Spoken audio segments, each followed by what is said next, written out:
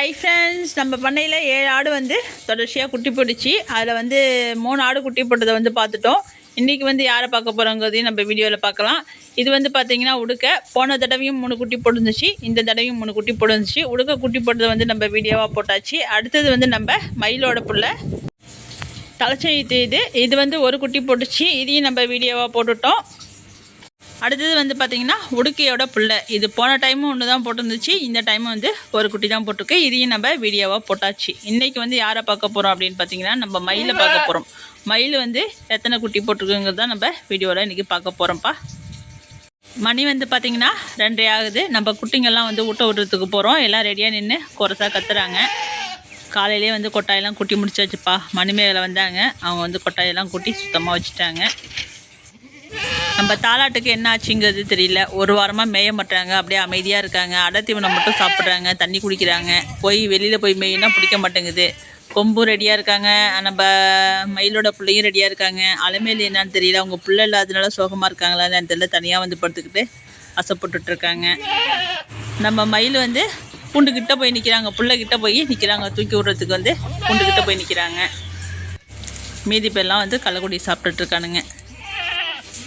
குட்டிங்கெல்லாம் வந்து சரியாக பாலை குடிக்க மாட்டேங்குதுப்பா. ஆட்டுக்கெல்லாம் வந்து சளி இல்லை, போட்ட குட்டிக்கு வந்து சளி இருக்குது. போன டைம் வந்து போட்ட குட்டிக்கு வந்து சிறப்பு கொடுங்கன்னு கேட்டிருந்தோம், மெடிக்கலில் கொடுத்தாங்க. இந்த நட கேட்டாக்கா போட்ட குட்டிக்கு வந்து சிறப்பு கிடையாது, 1 வாரம் 10 நாள் போன குட்டிக்கு தான் இருக்குது அப்படின்னு சொல்கிறாங்க. குட்டிக்கெலாம் போட்ட குட்டிக்கே அன்னைக்கே வந்து பார்த்திங்கன்னா சளி பிடிச்சிருந்துச்சு, ஏங்கிறதே தெரில. இங்கே வாங்க கோடி மயில,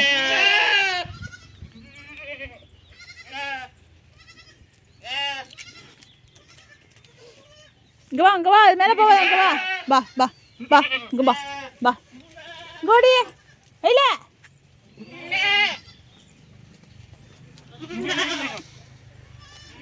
கோடா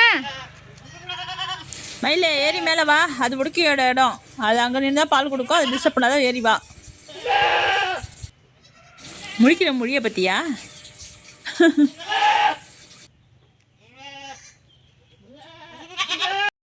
மயிலுக்கு வந்து பார்த்திங்கன்னா புள்ளெல்லாம் வந்து ஒழுங்காக பால் குடிக்க மாட்டேங்குதுங்கிற விசனம் வேறு இருக்குது.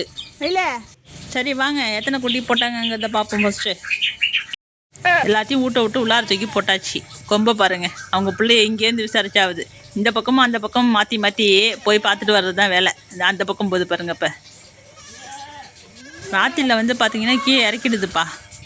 எப்படியாச்சும் நைஸாக இறக்கிட்டு போயிடுது கொட்டாய்க்கு.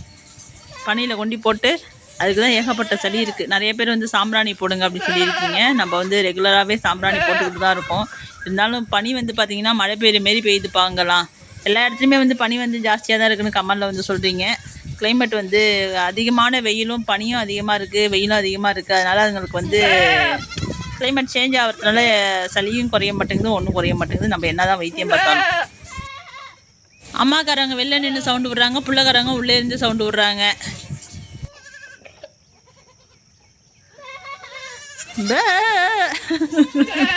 கத்தத்தை வரங்களா. எல்லா குட்டியும் தூக்கி உள்ளார போட்டதும் எல்லாம் மேய்ச்சலுக்கு போயிட்டு, இது மட்டும் பண்ண மேலே நின்றுட்டு பிள்ளைய பார்த்துக்கிட்டே நின்று கத்திக்கிட்டே இருக்குது பாருங்க. பக்கத்தில் வந்து பார்த்திங்கன்னா உடுக்க நிற்கிது. அதாவது நம்ம குட்டி போட்ட அன்றைக்கி பார்த்தது இல்லையா, இன்றைக்கி வந்து எப்படி இருக்கானுங்க பார்த்தீங்கன்னா இப்படி தான் இருக்கானுங்க. 3 குட்டியும் நல்லா ஜம்முன்னு சூப்பராக இருக்கானப்பா, நல்லா வெயிட்டாக இருக்கானுங்க. மீதி எல்லாம் கூட அந்த அளவுக்கு போல்டாக இல்லை. ஏன்னா எப்பயுமே உடுக்க வந்து குட்டி பிடிச்சினா நல்லா போல்டாக இருக்கும். நம்ம அந்தளவுக்கு சிரமப்பட்டு வளர்க்குற மாதிரி இருக்காது. தானாகவே வந்து குட்டி ஆரோக்கியமாக நல்லா சூப்பராகவே வளர்ந்துடும். எப்போ உடுக்க குட்டி போட்டாலும் குட்டியை வந்து குறை சொல்லவே முடியாது, அந்த அளவுக்கு நல்லாவே இருக்கும். 3 குட்டி போட்டாலும் நச்சுன்னு வளர்த்துருச்சு. 1 வாரம் ஆகுது, சூப்பராக வளர்த்துடுச்சு. 1 வாரம் இருக்கும்னு நினைக்கிறேன், எனக்கு சரியாக ஞாபகம் இல்லை. 1 வாரம் இருக்கும். அதுக்கப்புறத்துக்கு தானாக பிரித்து ஊட்டிக்கும். நம்ம போய் 3 குட்டிலாம் பிடிச்சினா கொஞ்சம் நேரம் பால் கொடுத்துட்டு இருக்கணும் இல்லையா, அந்த பிரச்சனையே இருக்காது. ஏன்னா பால் வந்து இதுக்கு எப்பயுமே நிறையா இருக்கும். அதனால் தானாக அதாவது வயிறு நம்ம குடிச்சிடும், கரெக்டாக வந்து குடிச்சிடுங்க. நம்ம உடுக்கையோட பிள்ளை கொம்பு குட்டியும் வந்து நிறையா பால் இருக்குது. ஒரு குட்டி தான் போட்டிருக்கானா, ஆனால் வேறு குட்டிக்கு மட்டும் அது பால் கொடுக்கவே கொடுக்காது. உடுக்கனாவது கொடுக்கும், கொம்பு வந்து கொடுக்கவே கொடுக்காது. உன் பிள்ளை பக்கத்துலேயே தான் இருக்குது, அப்படியே பார்த்து எட்டி பார்த்துக்க. இல்லை ரொம்ப பாசக்காரங்களா இருக்கீங்கடா. அங்கே வருங்க முடிய. ஐயோ நீ ஏமா கத்துற, போய் மேய்ஞ்சிட்டு வாங்க போங்க. சரி பத்திரமா இருக்கு பிள்ளைலாம், போங்க. எல்லாரையும் தூக்கி உள்ளார போட்டாச்சு. இது 3த்தையும் தூக்கி உள்ளார போட வந்தோம். ஏன்னா இனிமேல் மண்ணு திங்க ஆரம்பிச்சு. இங்கோடி தங்க அம்மா மாமா எம்மா இருக்க முடியால. காலை அவ்வளோ டைட்டாக வச்சுக்கிறாங்களா? போங்க உள்ளார போங்க. சரிப்பாங்க. எல்லாத்தையும் தூக்கி உள்ளார போட்டாச்சு. மயில் போய் படுக்க போகுது. இது ஒம்புக்கு நிற்கிறத பாருங்கள், பால்காரிக்கிட்ட. தாலாட்டுமா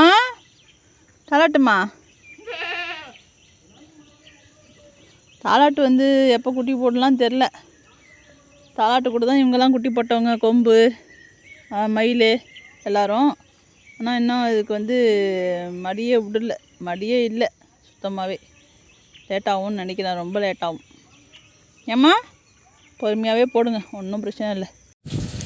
நம்ம அலமையில் வந்து பார்த்திங்கன்னா அதோட புல்லை இல்லாததுனால முதல்ல போட்ட புல் அழகி இருக்கு இல்லையா, அதோட படுத்து தூங்குறாங்க.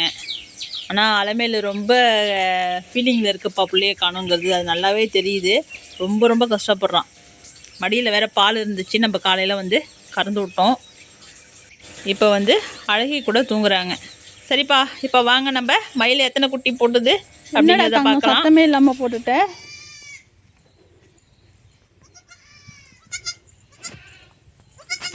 ஏண்டி என்னடா ஒரு குட்டிக்கு கூட சவுண்ட் இல்லாமல் போட்டிருக்க? சரிடி தங்கம், இங்கே தாண்டி அம்மா இருந்தேன், கேட்கவே இல்லைடி தங்கம் சவுண்டு. சரி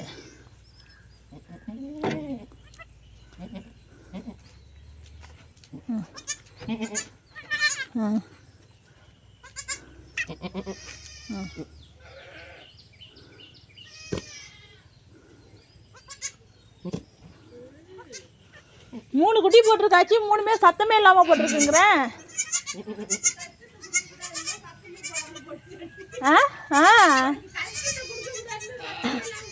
ஆமாம்,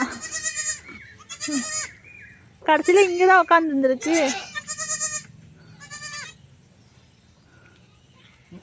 இருடி, போனடையும் 3 குட்டி தான் போட்டது. ஆனால் ஒரு குட்டி இறந்துச்சு போட்டு. போன தடவையும் வந்து மயில் 3 குட்டி தான் போட்டுச்சு. இந்த தடவையும் வந்து 3 குட்டி தான் போட்டிருக்கு. ஒரு கிடா குட்டி, 2 பொட்டைக்குட்டி. போன டைம் வந்து பார்த்திங்கன்னா 3 வந்து பொட்டைக்குட்டியாக போட்டுருந்துச்சு.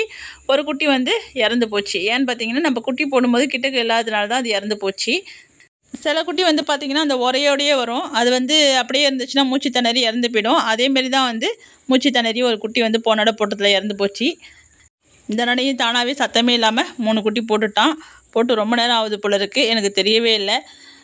சரி, குட்டி போடுற மாதிரி இருந்துச்சு, என்ன செய்யுது அப்படின்னு பார்க்கலாம் வந்தால் குட்டிலாம் போட்டே கிடந்துச்சு. அதுக்கப்புறம் தான் நம்ம வந்து தொடச்சி விட்றோம். போன டைம் வந்து குட்டிலாம் நல்ல பெரிய குட்டி. இந்த நடை கொஞ்சம் சின்னதாக போட்டிருக்கு 3. நிறைய பேர் வந்து சொல்கிற விஷயம் என்ன அப்படின்னு பார்த்தீங்கன்னா, உடனே சென்னை பிடிச்சி போட்டாக்கா குட்டி வந்து கொஞ்சம் ஆரோக்கியம் கம்மியாக தான் இருக்கும் அப்படின்னு சொல்லுவாங்க.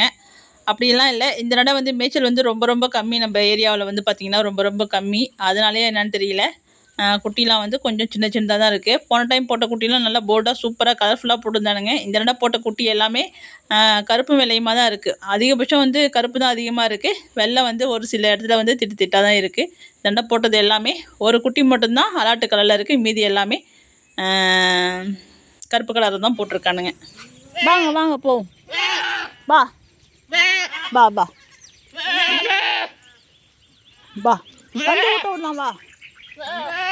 வா. நம்ம மயிலோட புள்ள தலைச்சி துவத்த குட்டி போட்டது இல்லையா, அது வந்து கொஞ்சம் வெள்ளை கலராக இருக்குது. வாங்க கோடி கொடுக்க இங்கே வா. தோந்தூரம் போய் மேய்ஞ்சிட்ருக்கேன். நான் வந்து தீவனம் தள்ளி வச்சுட்டு வரேன். இன்றைக்கி வந்து பார்த்திங்கன்னா தீவனமே ஒரு 3:30 தான்ப்பா ஊற வச்சோம். ஏன்னா எதுவுமே இல்லை, தீட்டின கம்பு இல்லை, உடச்ச சோளம் இல்லை, எதுவுமே இல்லை. போய் கரண்ட்டு வேறு இல்லை. காலையிலே போனாங்க, கரண்ட் இல்லைன்னு திரும்பி வந்தாச்சு. அட்வான்ஸாக செஞ்சு வச்சுக்க முடியல, ஏன்னா அவங்களுக்கு கொஞ்சம் வயல் வேலை இருந்துச்சா, அதனால் செய்ய முடியல. காலையில் போனாங்க, கரண்ட் இல்லை. மதியானம் கரண்ட் தான்னாங்க. அப்போ போனப்பையும் கரண்ட்டு போயிடுச்சு. அதுக்கப்புறம் அரைச்சிட்டு வரவே மணி 3 ஆயிடுச்சு. எல்லாத்தையும் ஊற வைக்க மணி 3:15 ஆயிடுச்சு. சோளம் வேறு போட்டிருக்கோமா, உடச்ச சோளம் தான் இருந்தாலும் கொஞ்சம் ஊறுறதுக்கு டைம் எடுக்கும். அதனால் இன்னும் அள்ளி வைக்கல. மணி வந்து பார்த்திங்கன்னா 6 ஆக போகுது. வாங்கடா பா. நம்ம கொண்டு எங்கள் வயலில் விட்டுட்டு அதுக்கப்புறம் வந்து கடைசியாக வந்துட்டு அதே போ. வாங்க வாங்க.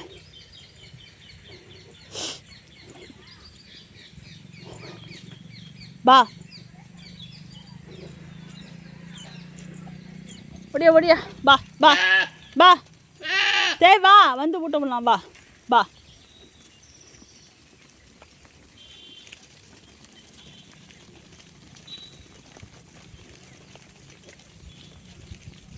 வா வா. வேறு வயிற்றில் புள்ளையே வச்சுருக்கான். கால் ரொம்ப முடியல அவனுக்கு. போய் மேய்ஞ்சிட்டுருங்க. போய் அள்ளி வச்சுட்டு வரேன்.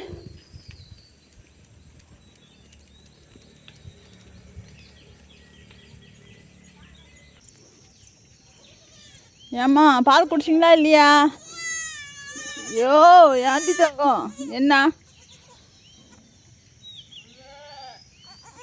போன இடம்லாம் நல்ல பெரிய பெரிய குட்டியாக போட்டிருந்தான். 3 குட்டி. இதனோட கொஞ்சம் சின்ன சின்னதாக இருக்கானுங்க. வளர்ந்துடும் எல்லாம். உங்கள் அம்மாட்ட பொங்கலண்டா. இங்கே வா இங்கே வா. நேற்று சாயந்தரமும் பால் கறந்து உள்ள. வா வா வா. ஏன்டி அம்மா அதை இருக்கட்டி தங்கம். வயிற்றே இல்லாமல் இருக்கடா. ஊட்டுறா. அம்மாட்ட தான் பால் இருக்குல்ல, ஊட்டுங்க. ஊட்டுங்க. மயில நில்லு மயில. அதை குடிக்கும் போது நீ எட்டக்க போகிற. ஏன் ஊட்டுட்டோம்.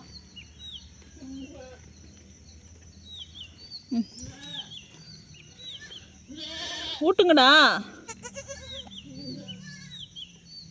இங்கே இருக்கு. இங்கோடி அம்மா பிடிச்சிக்கிட்டுமா? அம்மா பிடிச்சிக்கிட்டு வாங்க. நான் வருங்க. இருவார். போன டைம் மயில் வந்து குட்டி போட்டதுலேயும் 3 ஆட்டுக்குட்டியில் ஒரு ஆட்டுக்குட்டி வந்து பிறக்கும் போதே இருந்துச்சு. மீதி 2 பேர் இருந்துச்சுங்களா. அதில் ஒரு குட்டி பால் குடிக்காமலே தான் பாருங்க. நம்ம கறந்து பாட்டிலில் போட்டு விட்டோம். அதேமாரியே இந்த 3 குட்டியில் வந்து ஒரு குட்டி இருக்கான். அவனுக்கு வந்து பாட்டிலில் போட்டாலும் குடிக்க மாட்டேங்குது, மடியிலையும் குடிக்க மாட்டேங்குது. அது காம்பில் வச்சு வாயில் வச்சு டைரெக்டாக வாயில் வந்து இழுத்து விட சொல்லுது. அப்படி தான் வந்து கறந்து பால் கொடுத்துட்ருக்கோம். அது எப்படிங்கிறது அடுத்த வீடியோவில் காமிக்கிறேன். அதுக்கு நான் எப்படி பால் கொடுக்குறேங்கிறத நம்ம அடுத்த வீடியோவில் காமிக்கிறேன்.